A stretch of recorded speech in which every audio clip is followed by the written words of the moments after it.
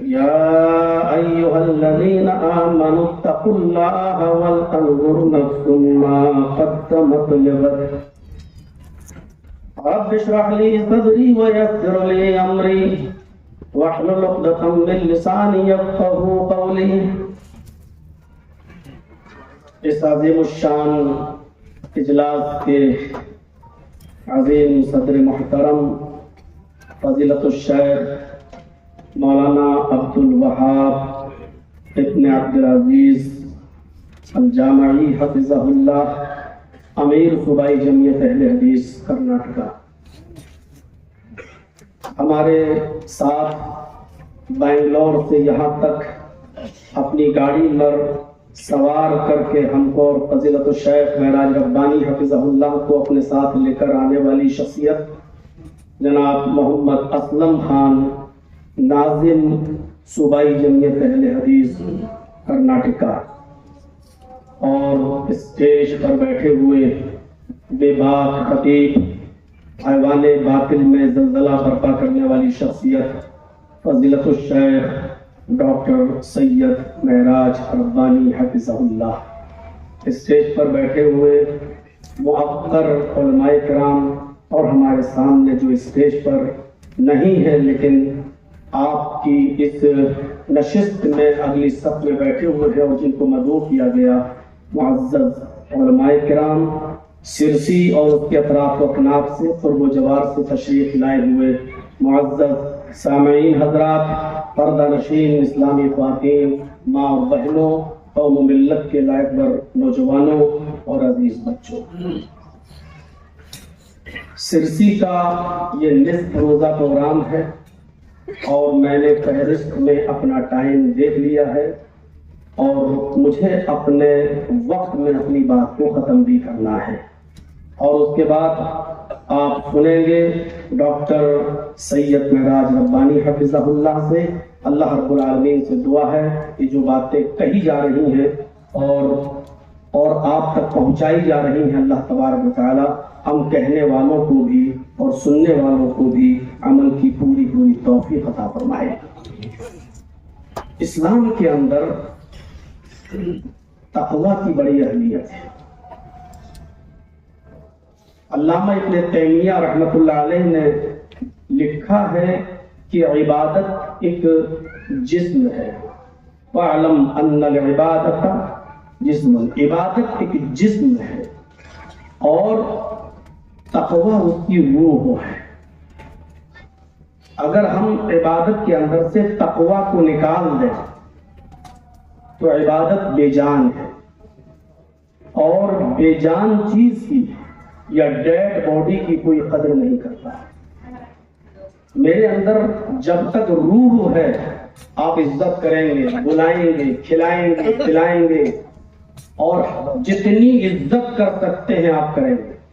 لیکن جس دن یہ روح ہماری باڈی سے نکل گئی اور اس روح نے ہمارا ساتھ چھوڑ دیا تو آپ ہی نہیں، خود ہمارے گھر والے، خود ہماری اولاد، خود ہمارے رشتہ دار اس ڈیڈ باڈی کو، اس جسم کو 4، 5، 6، 8 گھنٹے سے زیادہ اپنے گھر میں بھی نہیں رکھیں گے، بلکہ اس کو ٹنوں مٹی کے اندر جا کر دفن کر دیں گے اور 2 گز زمین کی سپرد کر دیں گے، کیونکہ ڈیڈ باڈی کی کوئی قدر نہیں ہوتی.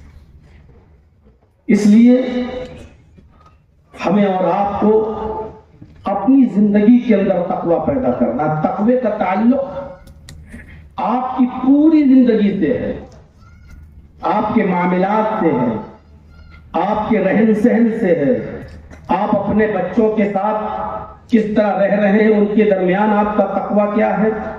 ایسا تو نہیں کہ آپ کی 4 بیٹے ہیں، بیٹیاں ہیں، اولاد ہے، اور کوئی آپ کو زیادہ اہمیت دیتا ہے تو آپ کا دل اس کی طرف مائل ہو کر مرنے سے پہلے آپ کسی خاص بیٹے کو اپنے زمین اور اپنی جائیداد کا کوئی زائد حصہ اس کو دے دیتے ہیں اور دوسرے بچوں کا حق مار لیتے ہیں.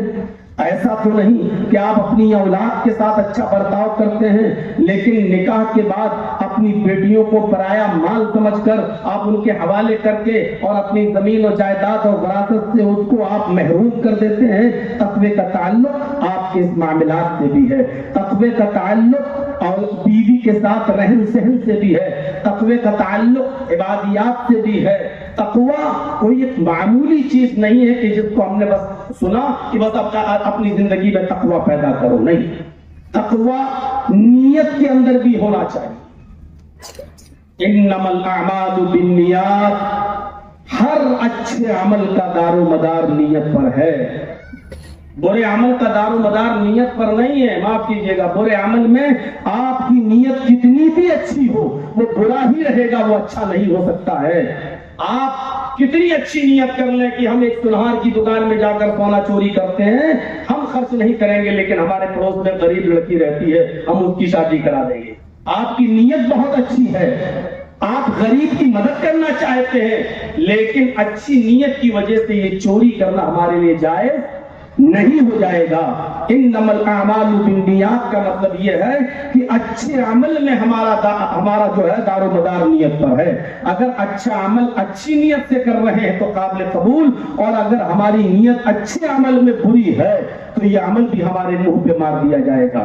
آپ کو یاد ہوگا مسلم شریف کتاب الجہاد کی وہ روایت اٹھائیے، اللہ کے نبی جناب محمد رسول اللہ صلی اللہ علیہ وسلم نے فرمایا اذا التقى المسلمان بسيفيهما فالقاتل والمقتول في النار، جب دو مسلمان تلواریں لے کر باہر نکل آئیں، دونوں ایک دوسرے کو قتل کرنا چاہیں، دونوں ایک دوسرے کو مارنا چاہیں، دونوں ایک دوسرے پر حملہ کرنا چاہیں، یہ چاہے کہ ہم اس کو قتل کر دیں، وہ چاہے کہ ہم اس کو قتل کر دیں، اللہ کے نبی صلی اللہ علیہ وسلم فرماتے ہیں القاتل والمقتول فی النار، قاتل بھی جہنم میں جائے گا اور مقتول بھی جہنم میں جائے گا، قتل کرنے والا بھی جہنمی اور جس کو قتل کیا گیا وہ بھی جہنمی۔ ھذا القاتل فما بال المقتول یا رسول اللہ، صحابہ سوال کر رہے ہیں کہ اللہ کے رسول، قاتل نے قتل کیا وہ جہنم میں جائے، یہ تو سمجھ میں آتا ہے، یہ تو عقل میں آتا ہے کہ قاتل کو جہنم میں جانا چاہیے کیونکہ اس نے قتل کیا، لیکن مقتول کیوں جہنم میں جائے گا؟ بیچارہ وہ تو مارا گیا، وہ تو قتل کیا گیا، وہ جہنم میں کیوں جائے گا؟ اس کا جواب دیتے ہوئے امام کائنات نے فرمایا انہ کان حریصا علی قتل صاحبہ، وہ مقتول اس لیے جہنم میں جائے گا کیونکہ اس کے دل میں بھی یہ نیت تھی کہ میں اپنی تلوار سے اس کو قتل کروں، صرف اس نیت کی بنیاد پر وہ جہنم میں جائے گا۔ ہر مسلمان اپنے غریبانوں میں جھانک کر دیکھے، سامنے تو سب سلام کر لیتے ہیں، السلام علیکم مولانا صاحب، وعلیکم السلام، السلام علیکم، ایک صف میں جتنے کھڑے سب ہاتھ ملا لیں گے، سب سلام کر لیں گے، لیکن یہ گواہی آپ کا دل دے گا کہ آپ نے کس نیت سے سلام کیا ہے اور آپ کے دل نے کس نیت کے ساتھ مصافحہ کیا اور معانقہ کیا ہے۔ آپ کے دل میں کدورت ہے، آپ کے دل میں حسد ہے، آپ کے دل میں کینہ ہے، آپ کے دل میں بغض ہے، اس بات کی گواہی تو آپ کا دل دے گا۔ اللہ کے نبی صلی اللہ علیہ وسلم نے کئی مرتبہ صحابہ سے فرمایا التقوی ہا ہنا، التقوی ہا ہنا، التقوی ہا ہنا، تقوی یہاں ہے، تقوی یہاں ہے، تقوی یہاں ہے۔ میرے بھائیوں، ہر انسان غور کرے، آج کل منافقت کو پہچاننا بہت مشکل ہے۔ کوئی آدمی سلام کر رہا ہے، چہرے پر مسکراہٹ بھی آئے گی، وہ آدمی دعا سلام میں بھی اور کہہ بھی رہا ہے مولانا صاحب دعا میں یاد رکھیے گا، لیکن اس کے دل میں کتنی کدورت اور کتنا حسد اور کتنا کینہ چھپا ہوا ہے۔ میرے پیارے ساتھیوں اور بھائیوں، علامہ حزبی نے مجموع الزوائد کے اندر ایک روایت نقل کی ہے کہ فرمایا کہ جب لوگوں کے نامہ اعمال ان کے ہاتھوں میں دے دیے جائیں گے تو کچھ لوگ جو بظاہر بہت نیک ہوں گے، تہجد گزار ہوں گے اور نیکیوں کا انبار لے کے آئے ہوں گے، جب ان کو نام اعمال دیا جائے گا تو ان سے کہا جائے گا اپنا بایاں ہاتھ بڑھاؤ، وہ کہیں گے ہم نے تو نمازیں پڑھی، ہم نے تو روزے رکھے، ہم نے تو حج کیا، ہم نے تو کوئی گناہ نہیں کیا، پھر مجھے الٹے ہاتھ میں بائیں ہاتھ میں میرا نام اعمال کیوں دیا جا رہا ہے؟ میرے بھائیوں، فرشتے کہیں گے مجھے نہیں معلوم، مجھے میرے رب نے تمہارے بائیں ہاتھ میں نام اعمال دینے کے لیے کہا ہے۔ وہ اپنا بایاں ہاتھ بڑھائیں گے، اپنا نام اعمال لیں گے، پڑھیں گے یہ برائی، یہ برائی، یہ برائی، یہ برائی، وہ چیخ اٹھیں گے، این حسناتی یا رب العالمین، الہ العالمین ہماری نیکیاں کہاں چلی گئیں؟ ہماری نیکیوں کا کیا ہوا؟ ہم نے تو دنیا میں نمازیں پڑھی تھی، روزے رکھے تھے، تہجدیں پڑھی تھی، ہماری ان عبادتوں کا کیا ہوا؟ جواب دیا جائے گا، اے میرے بندے، تیری غیبت نے، تیری چغلی نے، تیرے حسد نے، تیرے کینے نے، تیرے بغض نے، تیرے اناد نے تیری نیکیوں کو ختم کر دیا۔ یہ تمام برائیاں، یہ تمام غیبتیں اور بغض اور اناد اور دشمنی نے یہ تیری نیکیوں کو جلا کر راکھ کر دیا ہے، تیری نیکیاں تیرے منہ پہ مار دی گئی ہیں۔ تو میرے بھائیوں، ہمیں تقویٰ اپنے دل کی آواز سننا ہے۔ تقویٰ، اللہ کے نبی کہتے ہیں تقویٰ یہاں ہے، تقویٰ یہاں ہے، تقویٰ یہاں۔ کتنی زبردست بات کہی، انہ کان حریصا علی قتل صاحبہ، اس لیے وہ مقتول جہنم میں جائے گا کیونکہ اس کے دل میں بھی نیت تھی کہ ہم اس کو قتل کر دیں۔ وہ واقعہ آپ نے سنا ہوگا، کتنا اچھا نیک کام تھا وہ، اللہ کی راہ میں نکلا، جہاد کیا، گھر چھوڑا، بیوی چھوڑی، بچے چھوڑے، زمین چھوڑی، جائیداد چھوڑا، اور قتل بھی کیا گیا، مارا بھی کیا اللہ کی راہ میں۔ قیامت کا دن ہوگا، اللہ رب العالمین کہے گا اس شہید کو جہنم میں ڈال دو، کہے گا اللہ میں نے تو تیری راہ میں اپنی جان قربان کی ہے، مجھے جہنم میں۔ اللہ کہے گا یقیناً تو نے جان قربان کی، یقیناً تو لڑا، یقیناً تو نے گھر چھوڑا، مکان چھوڑا، زمین چھوڑی، جائیداد چھوڑا، بیوی بچے چھوڑے، لیکن میری راہ میں نہیں، بلکہ تو نے اس لیے میدان جنگ میں لڑائی کی اور تلوار چلائی تاکہ لوگ تجھے بہت بڑا جری کہیں، بہت بڑا بہادر کہیں، لوگ بہت بڑا تجھے جنگجو کہیں اور لڑنے والا کہے۔ تو دنیا میں جو چاہتا تھا وہ تجھے دیا گیا، وہ تجھے ملا، اب تیرا کوئی حصہ نہیں ہے، فرشتوں اٹھاؤ اس کو جہنم کے اندر ڈال دو۔ غور کیجئے، بیوی چھوڑی، بچے چھوڑے، زمین چھوڑی، جائیداد چھوڑا، سب کچھ چھوڑا، یہاں تک کہ اپنی جان تک قربان کر دی، لیکن دل میں نیت کیا تھی؟ لوگ اسے بہت بڑا بہادر کہیں۔ اس ریا اور نمود کی وجہ سے یہ شہید بھی کہاں ڈالا جائے گا؟ جہنم کے اندر۔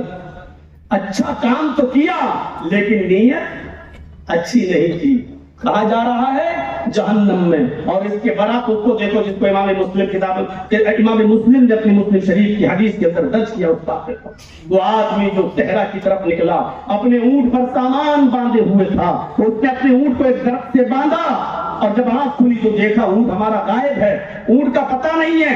اس نے اونٹ کو تلاش کیا، بہت زیادہ ڈھونڈا، کبھی اس جھاڑی میں کبھی اس جھاڑی میں، لیکن اس کو اونٹ کہیں نہیں ملا۔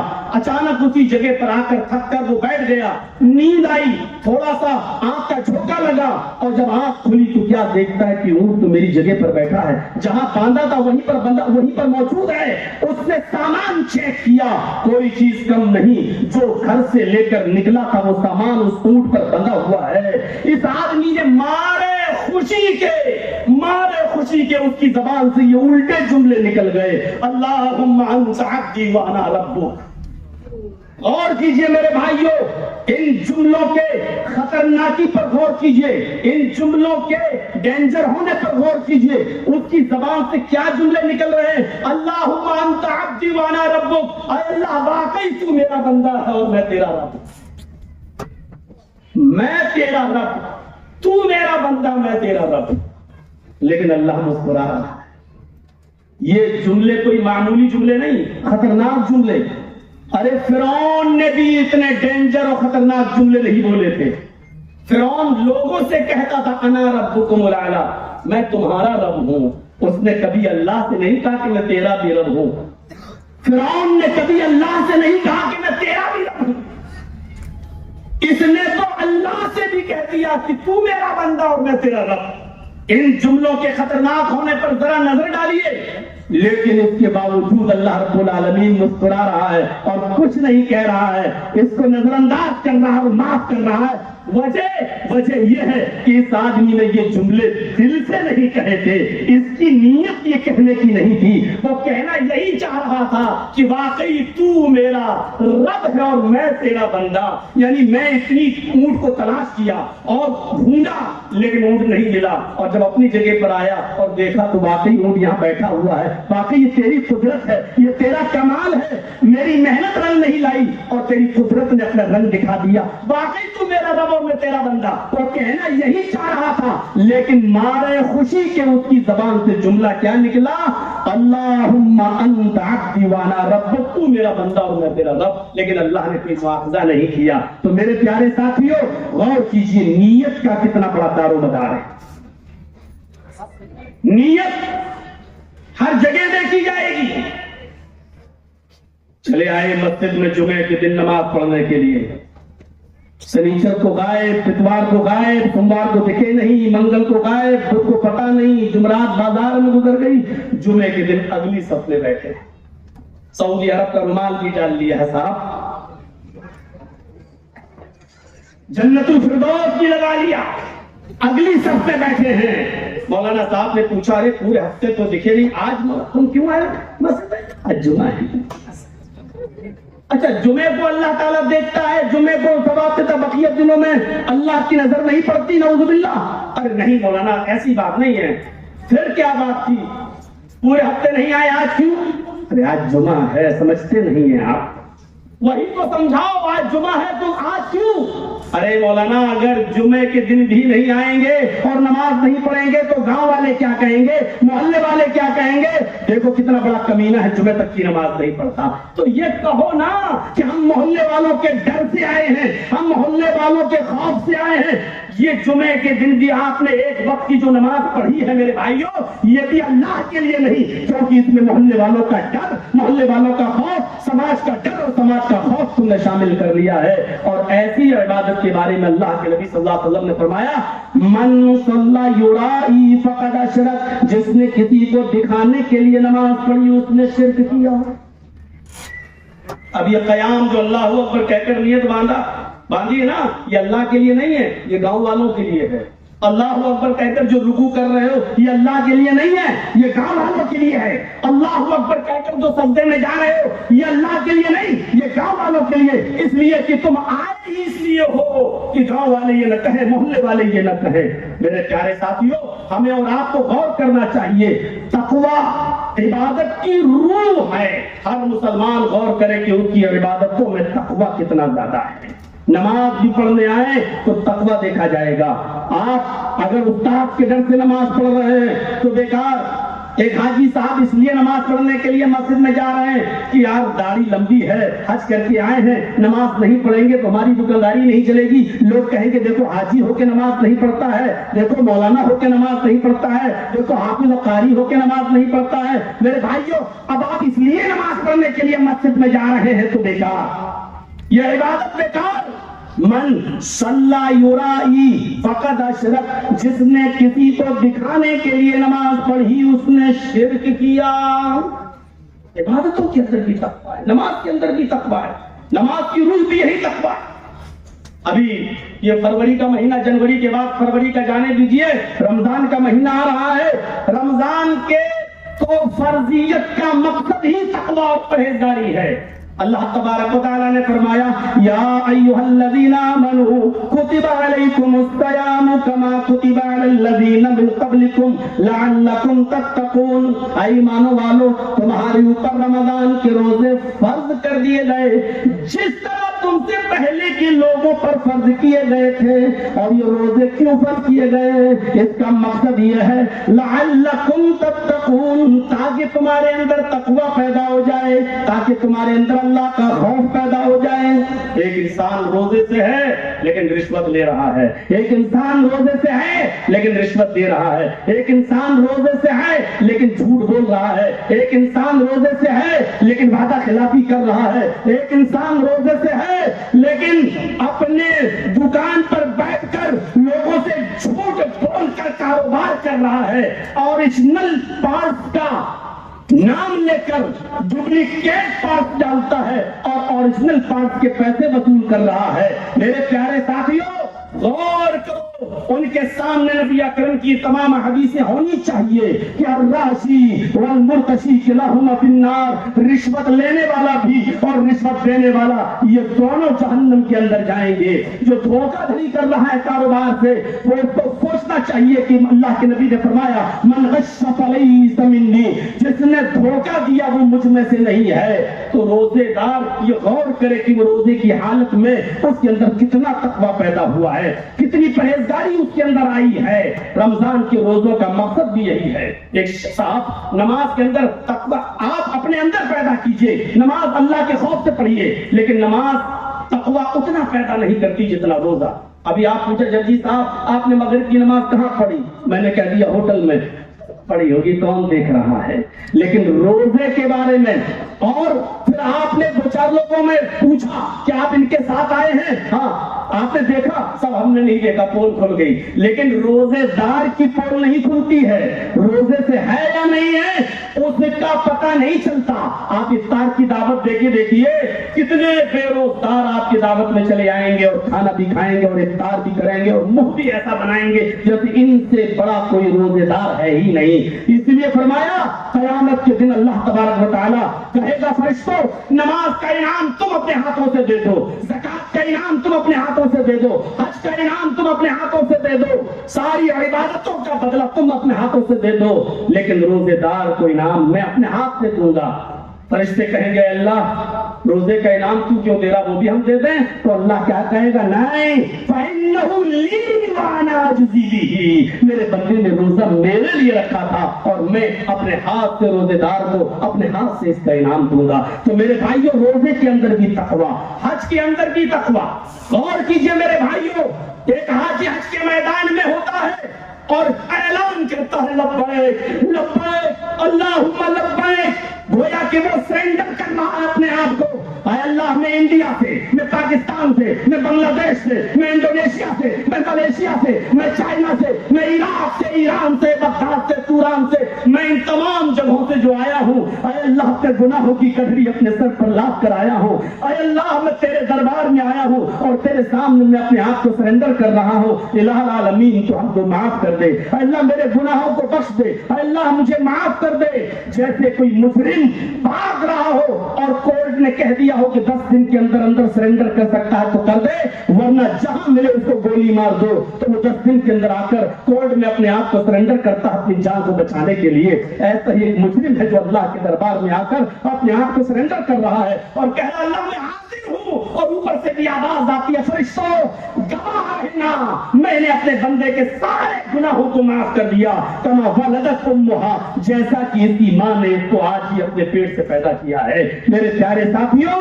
ہمیں حج کے میدان سے بھی تقویٰ ملتا ہے کہ ایک ہی جسم، ایک ہی لباس، ایک ہی امیری غریبی کا فرق مٹا کر اور رنگ و نسل کو مٹا کر سب لوگ ایک ہی میدان میں جمع ہو کر اور اپنے رب کے سامنے گڑگڑاتے ہیں اور اپنے گناہوں کی معافی مانگتے ہیں۔ قربانی بھی اگر ہمارے اوپر میرے بھائیوں ہے اور بتائی گئی ہے اسلام کے اندر، تو قربانی کے اندر بھی تقویٰ اور پرہیزگاری صاف اللہ تبارک و تعالیٰ نے کہا ہے لَن يَنَالَ اللَّهَ لُحُومُهَا وَلَا دِمَاؤُهَا وَلَكِنْ يَنَالُهُ التَّقْوَىٰ مِنكُمْ، تم جو قربانی کرتے ہو قربانی کے جانوروں کا گوشت اور خون ہمارے پاس نہیں آتا۔ لَن يَنَالَ اللَّهَ لُحُومُهَا وَلَا دِمَاؤُهَا، نہ اس کا گوشت نہ اس کا خون ہمارے پاس کچھ نہیں پہنچتا، وَلَٰكِنْ يَنَالُهُ التَّقْوَىٰ مِنكُمْ، تمہارے دلوں کا تقویٰ پہنچتا ہے۔ ہم یہ دیکھتے ہیں کہ کس نیت سے قربانی تم کر رہے ہو۔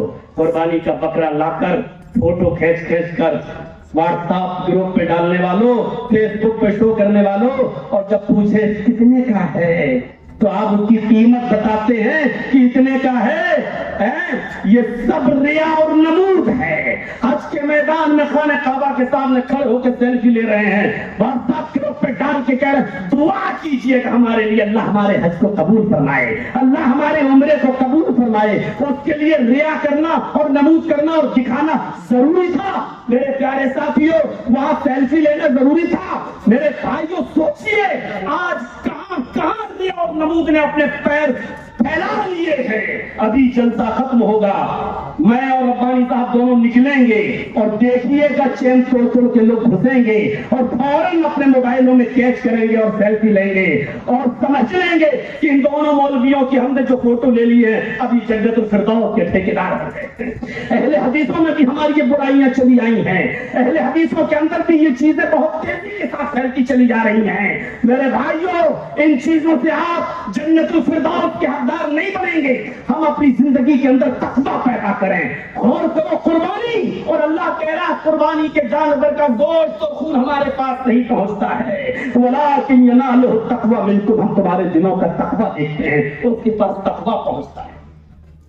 بنے رہیے خوبصورت، لگاتے رہیے فیئر اینڈ لولی، اب تو جینٹس والی بھی آ گئی ہے، لگاتے رہیے کریم اور بنتے رہیے ہینڈسم اور گورے اور چٹھے سب کچھ، لیکن اللہ کی نظر میں شکل و صورت کی کوئی اہمیت نہیں ہے۔ اور بنا لو اپنی باڈی خوب اور کر لو 56 نہیں 66 انچ کا سینہ، بنا لو اپنا سب کچھ باڈی اور سب کچھ کر لو، لیکن اللہ کی نظر میں اس کی بھی کوئی حیثیت نہیں ہے۔ اٹھائیے وہ حدیث کہ اللہ کے نبی نے فرمایا ان اللہ لا ينظر الى اجسامکم ولا الى صورکم، اللہ نہ تمہاری شکلوں کی طرف دیکھتا ہے نہ تمہارے جسموں کی طرف دیکھتا ہے۔ کتنی بڑی بات ہے یہ، اللہ نہ تمہاری شکلوں کی طرف دیکھتا ہے نہ تمہارے جسموں کی طرف دیکھتا ہے، وَلَٰكِن يَنظُرُ إِلَىٰ قُلُوبِكُمْ، وہ تمہارے دلوں کی طرف دیکھتا ہے۔ تمہارے دل شکل و صورت کی طرف دیکھا ہوتا تو حضرت بلال سے اللہ کے نبی ایسی مسجد میں بیٹھ کے نہیں کہے ہوتے آئین البلال، آئین بلال، بلال کہاں ہے؟ اور بلال وہاں سے کہتے لبیک یا رسول اللہ میں حاضر ہوں، کیا بات؟ آپ نے فرمایا بلال ایسا کون سا عمل کرتے ہو، ایسی کون سی نیکی کرتے ہو کہ جب مجھے اللہ تعالیٰ نے جنت کا دیدار کرایا تو میں نے جنت کے اندر تمہارے جوتوں کی آواز سنی، یعنی اللہ نے بتا دیا کہ میں بلال کو جنت دے کر رہوں گا۔ اور حضرت بلال کہتے اللہ کے رسول بس جتنا سارے لوگ عمل کرتے ہیں اتنا میں بھی کرتا ہوں، شاید وجہ یہ ہو کہ میں بغیر وضو کے کبھی نہیں رہتا ہوں، اور جب بھی میرا وضو ٹوٹتا ہے میں فوراً وضو بنا لیتا ہوں، اور اللہ تعالیٰ جتنی نوافل کی توفیق دیتا ہے میں اتنی نوافل ادا کر لیتا ہوں۔ اللہ کے نبی نے کہا بس آئے بلال یہی وجہ ہے۔ اور جیسے ہی بلال نے یہ کہا تو بڑے بڑے رئیس اور چودھری حضرت بلال سے کہنے لگے بلال تم شادی کرنا چاہتے ہو، آؤ میرے گھر پہ چلو، آؤ میرے گھر پہ چلو، میری بیٹی کو ایک نظر دیکھ لو، اگر پسند آ جائے تو میں اپنی بیٹی کا رشتہ تمہارے ساتھ کرنے کے لیے تیار ہوں۔ وہ بلال کہ جن کے بارے میں میرے بھائیوں علامہ ابن الجوزی نے صفت الصفا میں لکھا ہے کہ کوئلے کا رنگ پھر بھی کچھ صحیح ہوتا ہے، صاف ستھرا، بلال کوئلے سے زیادہ کالے، لیکن حضرت بلال کو اپنی بیٹی دینے کے لیے لوگ تیار ہیں، صرف اس بنیاد پر کہ ان کے اندر دینداری ہے، صرف اس بنیاد پر کہ ان کے اندر تقویٰ ہے، صرف اس بنیاد پر کہ ان کے اندر عمل کا جذبہ ہے۔ اور وہ کیا کہتے ہیں کہ میں بغیر وضو کے کبھی نہیں رہتا۔ بلال آپ کے نکاح میں اگر میری بیٹی چلی جائے گی تو وہ بھی ایسے ہی عمل کرنے والی بن جائے گی، اور دیندار لڑکے کے ساتھ نکاح کرنے کے عوض اللہ مجھے بھی جنت دے دے گا۔ ذرا تصور کرو میرے بھائیوں تقوی کی بنیاد کیا ہے؟ تقوی کیا تھا؟ تقوی دل سے، نماز روزے حج زکات ہر عبادت کے اندر تقوی آپ کی نجی زندگی میں بھی آنا چاہیے۔ اللہ کے نبی جل بخاری کی وہ روایت اٹھائیے، اللہ کے نبی صلی اللہ علیہ وسلم اپنے حجرے میں موجود ہیں اور آپ کی بیوی ام سلمہ آپ کے پاس بیٹھی ہوئی ہے، اللہ کے نبی کا سر اپنی بیوی کی گود میں ہے اور آپ اپنی لوڈی کو آواز دیتے ہیں، اپنی خادمہ کو آواز دیتے ہیں، وہ دروازے کے باہر بکری کے بچے سے کھیل رہی ہے لیکن آواز سنتی ہے جواب نہیں دے رہی ہے۔ اللہ کے نبی نے دوبارہ آواز دی، اس نے آواز تو سن لی لیکن پھر بھی کچھ نہیں بولی۔ اللہ کے رسول نے تیسری بار آواز دی، اس نے آواز تو سن لی لیکن پھر بھی کچھ نہیں بولی۔ اللہ کے نبی نے کہا ام سلمہ سے جاؤ ذرا دیکھو وہ کہاں چلی گئی ہے، کہاں میں تو آواز دے رہا ہوں اور وہ آ نہیں رہی ہے۔ حضرت ام سلمہ نے جب دروازہ کھولا تو کیا دیکھا، وہ تو دروازے کے باہر بکری کے بچے سے کھیل رہی ہے۔ پوچھا کہ اللہ کے رسول نے آوازیں دی تم نے سنی نہیں؟ اس نے کہا سنا۔ کہا تینوں آوازیں سنی؟ کہا تینوں آوازیں سنی۔ کہا پھر کیوں نہیں آئی ہو؟ سر نیچے کر لیا۔ اس زمانے کی لونڈیاں بھی سچ بولتی تھیں، اس زمانے کی خادمائیں بھی سچ کی اتنی عادی تھیں کہ ان کے منہ سے جھوٹ نہیں نکلا۔ جب پوچھا پھر کیوں نہیں آئی تو سر نیچے کر لیا۔ اللہ کے رسول اس نے آپ کی تینوں آوازیں سنی لیکن آئی گئی۔ آپ نے کہا اس کو بلا کے لاؤ، بلا کے لایا گیا۔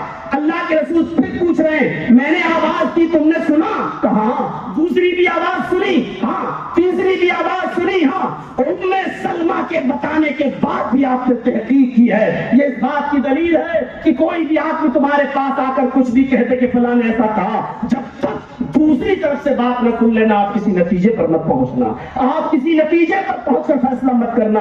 آپ نے ام سلمہ کی گواہی پر اکتفا نہیں کیا، بلکہ آپ نے اس لونڈی سے پوچھا میری تینوں آوازیں سنی؟ کہا ہاں. اس کے بعد بھی تم نہیں لائی؟ اس نے جواب نہیں دیا. اللہ کے نبی صلی اللہ علیہ وسلم نے مسواک نکالی جو آپ کے کان میں لگی ہوئی تھی. مسواک کان میں لگائے رہتے تھے، جیسی نماز کا وقت ہوتا تھا مسواک کرتے تھے اور مسواک کان میں لگائی اور وضو بنا کے آپ فوراً مسجد کے اندر داخل ہو جایا کرتے تھے. مسواک کان میں لگی ہوئی تھی، آپ آگے بڑھے اور آپ نے اپنی لونڈی کو اس مسواک سے مارنا چاہا، اٹھایا اور اٹھا کر اس کے کاندھے تک وہ مسواک لے گئے، لیکن مارا نہیں. آپ نے اس مسواک کو واپس کر لیا. حضرت ام سلمہ کہتی ہے اللہ کے نبی سر پہ چڑھ جائے گی اگر آپ نے اس طریقے سے چھوڑ دیا. ارے کئی بار یہ غلطی کر چکی ہے، کچھ تو سزا دو، کچھ تو اس کو ہلکی پھلکی مارو. اور آپ تو مسواک اٹھا لیے کہ پھر کیوں نہیں مارا آپ نے؟ اللہ کے نبی کی آنکھوں میں آنسو آ گئے. اور تقویٰ دیکھیے، آپ نے فرمایا کہ اے ام سلمہ میں مسواک اس کو مارنا چاہتا تھا، مسواک سے اس کو ضرب لگانا چاہتا تھا. لولا القوت لاوجعتک بهذا السواک، اگر مجھے اس بات کا ڈر نہ ہوتا کہ میری یہ ہلکی مار بھی اس کی غلطی سے کہیں زیادہ ہو جائے، اگر مجھے یہ ڈر نہ ہوتا کہ میرا ہلکا سا یہ مارنا کہیں اس کی غلطی سے زیادہ نہ ہو جائے اور یہ کہ اللہ رب العالمین کے دربار میں میرے اوپر مقدمہ دائر نہ کر دے اور یہ نہ کہتے کہ میری غلطی اتنی بڑی نہیں تھی جتنی بڑی سزا محمد رسول اللہ نے دی، مجھے اللہ کے سامنے حاضر ہونے کا خوف نہ ہوتا تو میں اس بات سے ضرور مارتا. اپنے ملازمین کو گالی دینے والوں، اپنے ڈرائیور پر سخت و سست کر کے تانے دینے والوں، ذرا کبھی سوچا ہے کہ آپ اس کی غلطی سے زیادہ تو اس کو نہیں ڈانٹ رہے ہیں، آپ اس کی غلطی سے زیادہ تو اس کو گالیاں نہیں دے رہے ہیں، آپ اس کی غلطی سے زیادہ تو اس کو تنبیہ نہیں کر رہے ہیں. تقوی کا تعلق دل سے ہے. ہماری نجی زندگی کے اندر بھی تقوی آنا چاہیے. ذرا غور کرو کہ حضرت عمر فاروق رضی اللہ تعالیٰ عنہ گشت کر رہے ہیں تو کون سا تقوی تھا کہ ایک عورت اپنی بیٹی سے کہہ رہی ہے رات کا اندھیرا ہے، بیٹی دودھ میں پانی ملا دو، اور بیٹی کہہ رہی ہے عمر کا فرمان نہیں سنا، پانی ملاتے ہوئے پکڑے گئے تو سخت سزا دی جائے گی. اور ماں کہہ رہی ہے بیٹی سے کہ بیٹی اس وقت عمر نہیں دیکھ رہا ہے، اگر پانی نہیں ملاؤ گی تو ہمارے گھر کا گزر بسر کیسا چلے گا؟ اس نے کہا بیٹی نے ماں عمر نہیں دیکھ رہا ہے تو کیا ہوا، عمر کا رب تو دیکھ رہا ہے. اتنا نکلنا تھا اس کی زبان سے. حضرت عمر نے اس کا مکان نمبر نوٹ کیا، آگے بڑھے. صبح اپنے قاصد سے اس ماں بیٹی دونوں کو بلوایا اور پورا واقعہ بتانے کے بعد پوچھا اس بچی کی شادی ہو گئی؟ غور کیجیے، حضرت عمر ماں سے کہہ رہے ہیں بیٹی کی کیا اس بچی کی شادی ہو گئی؟ کہا نہیں. پھر کیا بات ہے، رشتہ کرنے میں دیر کیوں ہے؟ آپ کی بچی تو جوان ہے، بالغ ہے، شادی کیوں نہیں؟ کہا مجھ جیسے غریب لوگوں کو رشتہ کہاں سے ملے گا؟ حضرت عمر نے کہا عمر کا بیٹا اور تیری بیٹی، عمر کا اپنے بیٹے سے تیری بیٹی کا رشتہ میں مانگ رہا ہوں، کیا تو دے گی؟ غور کرو، حضرت عمر نے اپنے بیٹے کا نکاح اس لڑکی سے صرف اس بنیاد پر کرایا کہ وہ عمر سے نہیں ڈرتی تھی، عمر کے رب سے ڈرتی تھی. عمر کا خوف نہیں تھا اس کے اندر، عمر کے رب کا ڈر تھا اس کے اندر. حضرت عمر فاروق نے کہا یہی ڈر تو میں نکالنا چاہتا ہوں کہ لوگ ہم سے نہیں ڈریں، عمر کے رب سے ڈرنے والے بن جائیں. اس خوف کو ہم اور آپ کہاں لے جائیں گے؟ میرے پیارے ساتھیوں، یہ کون سا تقویٰ تھا؟ ہماری زندگیوں میں بھی تقویٰ پیدا ہونا چاہیے، ہمارے کھانے پینے میں تقویٰ پیدا ہونا چاہیے، ہمارے بزنس میں تقویٰ پیدا ہونا چاہیے. آج کیا کیا ہم کھا جاتے ہیں، کس کس کے گھر میں کھا لیتے ہیں، کس کس کی دکانوں پہ بیٹھ کے ہم کھا لیتے ہیں. غور کرو، حضرت ابو بکر صدیق کا وہ غلام جو کھجور لایا تھا اور اس نے رکھ دیا اور حضرت ابو بکر نے کھا لیا. روزانہ پوچھتے تھے کہاں سے لائے ہو، اور جب وہ بتاتا تھا محنت کر کے تو کھا لیتے تھے. لیکن آج حضرت ابو بکر نے نہیں پوچھا، یہ سوچ کر کہ روزانہ تو محنت کر کے لاتا، آج بھی لایا ہوگا وہ کھجور کھا لیا. غلام ہنستے ہوئے کہنے لگا آج تو آپ نے پوچھا ہی نہیں. کہا بھائی روزانہ محنت کر کے لاتے تھے تو آج بھی لائے ہوگے. اس نے کہا آج ہی تو نہیں لایا محنت کر کے.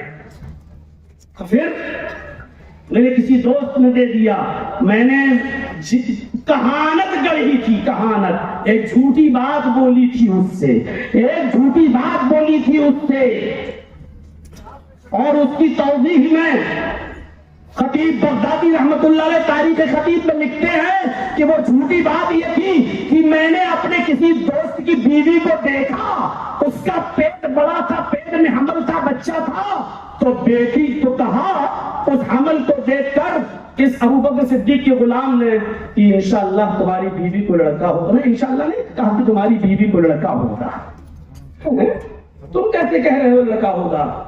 ارے میں تو پیٹ دیکھ کے بتا دیتا ہوں لڑکا ہوگا کہ لڑکی ہوگی، آپ دیکھ لیجئے گا لڑکا ہوگا، میں بہت پہنچا ہوں، میں بہت پہنچا ہوا ہوں، اے میرے آقا میرے مالک، آج اس میرے دوست کے یہاں لڑکا ہی پیدا ہوا، وہ کھجور لے کے آیا اور گفٹ میں مجھے دیا کہ لو یار تم نے جو بتایا تھا وہ بالکل سچ ہے، ہمارے یہاں تو لڑکا ہی پیدا ہوا، واقعی تم بہت پہنچے ہوئے ہو، اس نے یہ کھجور ہمیں گفٹ بھی میں لے آیا اور آپ نے کھا لیا۔ میرے بھائیوں ذرا غور کرو، حالانکہ دھوکے سے کھایا تھا اور دھوکے سے کھائی ہوئی چیز پر کوئی مواخذہ نہیں ہے، کوئی پکڑ نہیں ہے، لیکن ابو بکر صدیق نے ابو جی غلام سے کہا جاؤ پانی لے کر آؤ، پانی پیا اور اپنی انگلی حلق کے اندر ڈال کر قے کیا، پھر پانی پیا، پھر قے کیا، پھر پانی ڈالا، پھر قے کیا، اور اس وقت تک قے کرتے گئے جب تک کہ یقین نہیں ہو گیا جو کچھ میں نے کھایا تھا وہ سب کے سب نکل گیا ہوگا۔ اور اس کے بعد نے فرمایا کہ اللہ کے نبی صلی اللہ علیہ وسلم نے فرمایا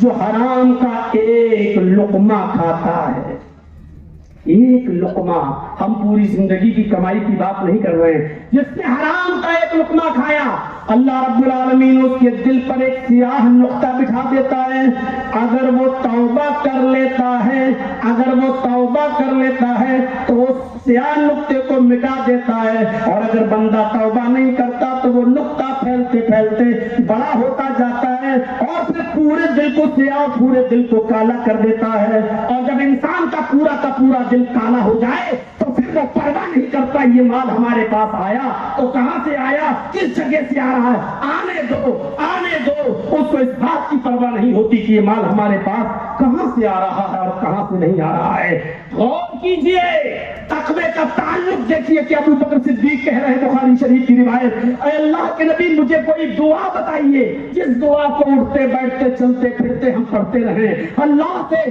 مغفرت طلب کرتے رہیں، اللہ سے اپنے گناہوں کی معافی۔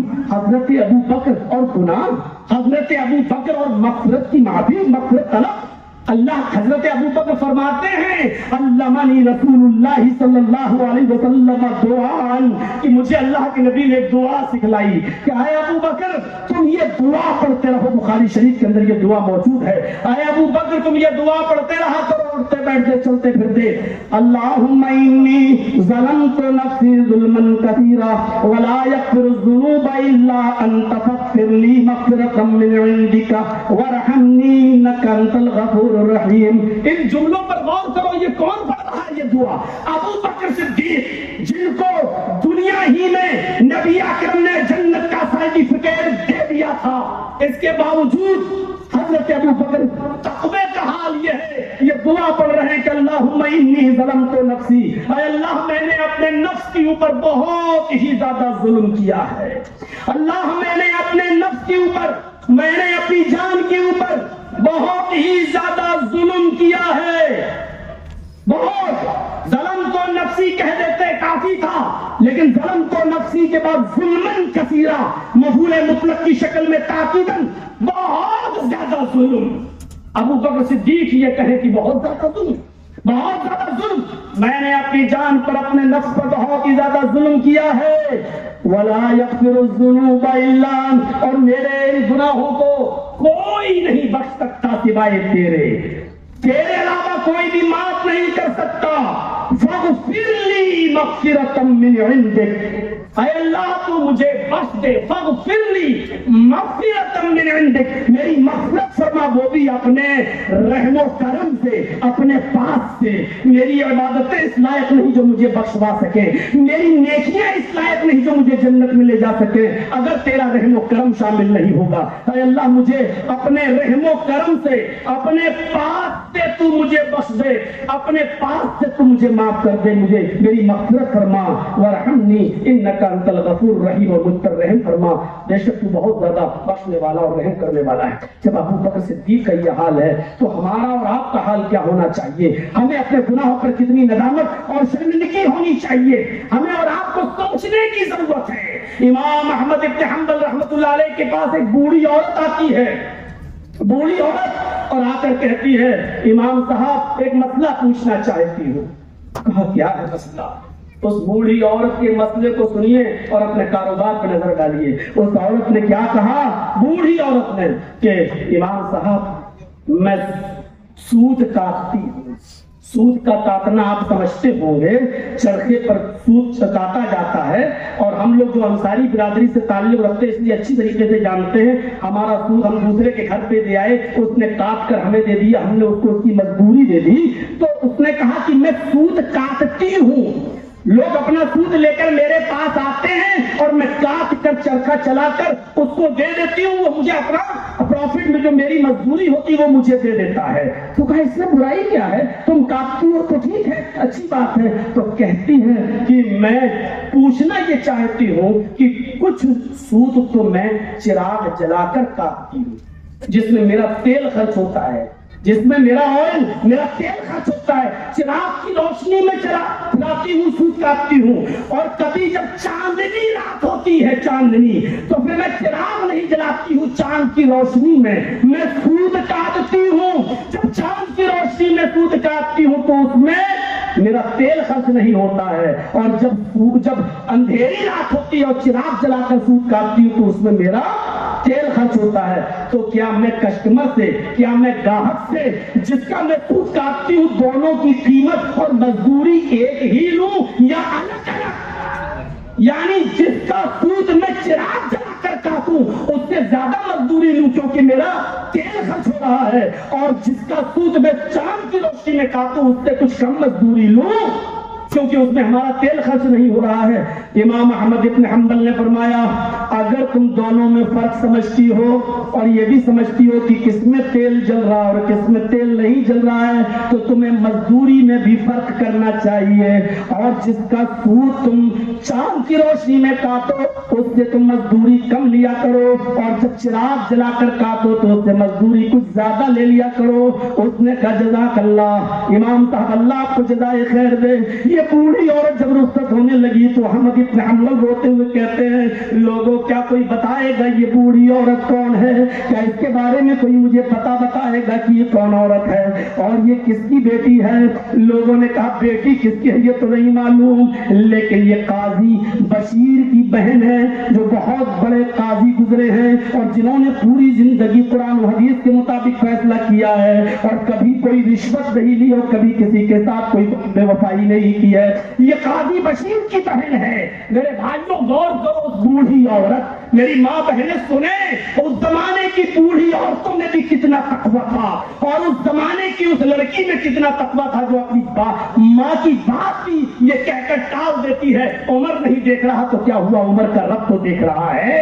میرے بھائیوں آپ غور کریں، ہماری ماں بہنیں بھی غور کریں کہ تقویٰ کس طریقے سے ہم نمازیں پڑھ رہے ہیں لیکن مال حرام کھا کر آئے ہیں۔ وہ حدیث بھی آپ نے سنی ہوگی کہ ایک مسافر پریشان حال، پڑا گندا حال مسجد میں جاتا ہے اور وضو بنا کر اللہ سے دعا کرتا اور کہتا یا ربی یا ربی یا ربی، اے اللہ مجھے یہ دے، مجھے یہ دے، مجھے یہ دے، اور اوپر سے آواز آتی ہے فرشتوں میں اس کو دوں تو کہاں سے دوں؟ مطعمہ حرام ومشربہ حرام وملبسہ حرام، ارے یہ جو کھا کر آیا ہے وہ حرام کا، جو پی کر آیا ہے وہ حرام کا، وملبسہ حرام، جو کپڑا پہن کر آیا وہ حرام کا، وغذی بالحرام، اس کے جسم میں جو خون دوڑ رہا ہے وہ حرام مال کھا کھا کر بنا ہوا ہے، وہ حرام مال کا، فَأَنَّا يُسْتَجَابُ لِذَلِكَ، تو تم ہی بتاؤ کہ اس کی دعا میں سنوں تو کہاں سے سنوں؟ ان اللہ طیب و یقبل طیب، اللہ پاک اور پاک چیز کو پسند کرتا ہے۔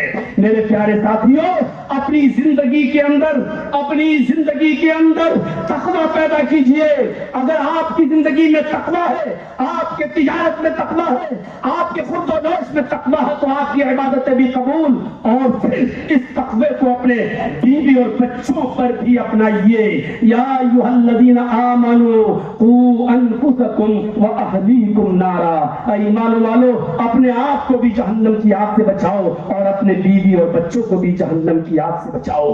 عمر ابن عبدالعزیز کے انتقال کا وقت آیا، عمر ابن عبدالعزیز کے انتقال کا وقت آیا، بالکل مرض الموت میں مبتلا۔ کسی نے کہا امیر المومنین، آپ نے اپنے بچوں کے لیے کچھ نہیں چھوڑا، آپ کے یہ 14 بچے ہیں، آپ نے ان کے لیے کچھ نہیں چھوڑا، یہ بیچارے نابالغ، ایک بھی بچہ بالغ نہیں ہے، یہ بیچارے کیا کھائیں گے آپ کے جانے کے بعد؟ عمر ابن عبدالعزیز نے اپنے 14 بچوں کو بلایا اور سارے بچوں کو اپنے سامنے بٹھا دیا۔ اللہ کی قسم ایک بھی بچہ بالغ نہیں ہے، 14 بچے نابالغ۔ ان بچوں کو دیکھ کر آنکھوں میں آنسو آ گئے، اور عمر ابن عبدالعزیز فرماتے میرے بیٹوں، میرے قلم میں بہت طاقت تھی، اللہ کی قسم اگر میں چاہتا تو تمہیں بہت کچھ دے سکتا تھا، لیکن مجھے تمہارا دنیا میں مسکین اور فقیر بن کر رہنا یہ مجھے زیادہ پسند تھا آخرت میں جہنم میں جلنے سے۔ اے میرے بچوں، میں نے تمہارے لیے کچھ نہیں چھوڑا ہے، میں نے تم 14 بچوں کو میں نے اللہ کے سپرد کیا ہے، اللہ کے حوالے کر دیا۔ عمر ابن عبدالعزیز کا جب انتقال ہوتا ہے، امام خطیب لکھتے ہیں خطیب بغدادی کے اندر، جب عمر ابن عبدالعزیز کا انتقال ہوا اور کچھ مہینوں کے بعد جب ان کا ترکہ تقسیم ہوتا ہے، ان کی وراثت تقسیم ہوتی ہے، تو ہر ایک بچے کے حق میں، ہر ایک بچے کے حصے میں 18 درہم آتے ہیں، 18 درہم آتے ہیں۔ مولانا عبدالرؤوف صاحب رحمانی جھنڈا نگری نے اپنی کتاب حقوق معاملات کے اندر ان 18 درہموں کی تشریح میں لکھا ہے کہ ایک درہم 4 آنے کا، ہماری موجودہ کرنسی کے مطابق ایک درہم کی قیمت 4 آنا، 4 درہم کا 1 روپیہ، پھر 18 درہم، 16 درہم کا 4 روپیہ، 4 چوک 16 اور بچے 2، اس کا 50 پیسہ، یعنی 14 بچوں میں ہر ایک بچے کے حق میں 4.5 روپیہ آ رہا ہے، 4.5 روپیہ یہ عمر ابن عبدالعزیز نے چھوڑا ہے۔ میرے پیارے ساتھیوں، کیا کہا میرے بچوں، میرے قلم میں بہت طاقت تھی، چاہتا تو بہت کچھ ہو سکتا تھا، لیکن دنیا کی تنگی مجھے آخرت کے جہنم میں لے جانے سے زیادہ محبوب تھی تمہارے لیے، اس لیے میں نے تمہارے لیے کچھ نہیں چھوڑا۔ آپ سب کچھ تو اپنے بچوں کے لیے کر رہے ہو، اور ان بچوں کے اصلاح حال کی وجہ سے اپنی آخرت برباد کر رہے ہو، اپنی نمازیں، اپنے روزے، اپنے حج، اپنی زکاتیں ہم اور آپ برباد کر رہے ہیں صرف بچوں کو بنانے کے لیے۔ میرے پیارے ساتھیوں، ذرا نظر ڈالیے عمر ابن عبدالعزیز کی زندگی پر۔ یہی عمر ابن عبدالعزیز ہے، ان کا ایک نابالغ بچہ ایک دن روتا ہے، کہتا امی مجھے کل عید کے دن نئے کپڑے پہننا ہے، اور بیوی کہتی ہے کہا کہ نئے کپڑے میں کہاں سے لاؤں، میرے پاس نہیں، تمہارے پاس نہیں، مجھے بیت المال سے اتنا وظیفہ ملتا نہیں۔ فرمایا کچھ بھی ہو کم سے کم بچوں کو تو نیا کپڑا پہناؤ، 1 مہینے کی تنخواہ ایڈوانس لے لو۔ عمر ابن عبدالعزیز نے جب لیٹر لکھا بیت المال کے خزانچی کو کہ 1 مہینے کی تنخواہ ایڈوانس دے دو، آئندہ مہینے میں ہم کٹوا دیں گے، تو ادھر سے لیٹر پر لکھ کر دوسرا جواب آیا، عمر ابن عبدالعزیز آپ کا امیر المومنین، آپ کا حکم سراخ و فر، مجھے 1 مہینے کی ایڈوانس تنخواہ دینے میں کوئی مذائقہ نہیں، آپ کا حکم ہے میں دینے کے لیے تیار، لیکن اس بات کی گارنٹی کیا ہے کہ 1 مہینے تک آپ زندہ بھی رہیں گے، اگر آپ کا انتقال ہو گیا تو یہ کون دے گا؟ تو آپ کو پیش کی رقم مل رہی ہے۔ میرے پیارے ساتھیوں، عمر ابن عبدالعزیز نے اپنی بیوی سے کہا الحمدللہ مجھے شکر ہے، اللہ کا شکر ادا کرتا ہوں کہ میرے دور خلافت میں ہمارا خزانچی بھی اتنا ایماندار ہے جو اپنے امیر سے سوال کرتا ہے، اپنے امیر سے کہ 1 مہینے کی تنخواہ دینے سے پہلے اگر آپ مر گئے تو ضمانتی پیش کرو کہ وہ کون دے گا۔ میرے بھائیوں، آخری بات بتاتے ہوئے میں اپنی بات کو ختم کرتا ہوں۔ میرے پیارے ساتھیوں، اسی طریقے سے اپنی بیوی کو بھی جہنم کے آگ سے بچاؤ، اپنے بچوں کو بچوں کی مثال دے دی، یہی عمر ابن عبدالعزیز ہیں کہ جن کی بیوی حاملہ ہے اور تو ان کی باندھی بیت المال سے دودھ کا پیالہ لے کے آتی ہیں، 4 دن سے کچھ نہیں کھایا، رات کے اندھیرے میں چپکے سے دودھ اپنی مالکن کو دے رہی ہیں، مالکہ کو لیجیے پی لیجیے، اور عمر ابن عبدالعزیز کی بیوی جیسی منہ تک لے جاتی ہے، عمر ابن عبدالعزیز نے کہا رک جاؤ، پہلے یہ بتاؤ کہ تمہارے ہاتھ میں کیا ہے؟ دیکھا تو دودھ کا پیالہ، کہا یہ کہاں سے آیا؟ کہا ہماری لونڈی لے کے آئی۔ پوچھا لونڈی سے تم کہاں سے لے کے آئی ہو؟ کہا بیت المال سے لے کے آئے ہیں، ادھار لے کر آئے ہیں، جب ہمیں راشن ملے گا تب ہم یہ دودھ پہنچا دیں گے۔ عمر ابن عبدالعزیز نے کہا میری پرمیشن کے بغیر یہ دودھ خزانچی نے تمہیں دیا کیسے؟ یہ میرا نہیں ہے، یہ سارے مسلمانوں کی امانت ہے، لہذا سارے مسلمانوں کی امانت تم ایسے استعمال نہیں کر سکتی ہو۔ بیوی نے کہا امیر المومنین میرے سرتاج میں 4 دن سے بھوکی ہوں، کچھ نہیں کھایا، میرا ترس مت کھائیے، کم سے کم پیٹ میں جو بچہ پل رہا ہے اس بچے پر ایک نظر ڈالیے۔ ڈاکٹر حکیم اور اطباء یہ کہتے ہیں کہ اگر ماں کو کچھ نہیں ملا تو بچہ مر جائے گا، اس کی نشو نما نہیں ہوگی، اس بچے کی خاطر مجھے یہ دودھ پی لینے دیجیے۔ عمر ابن عبدالعزیز نے کہا نہیں، یہ سارے مسلمانوں کی امانت ہے، تمہیں نہیں مل سکتا۔ دودھ چھین لیا اپنی بیوی کے ہاتھ سے اور فرمایا لونڈی سے جاؤ اور بیت المال میں اس کو جمع کر کے آؤ، خزانچی کی کلاس میں صبح میں لوں گا۔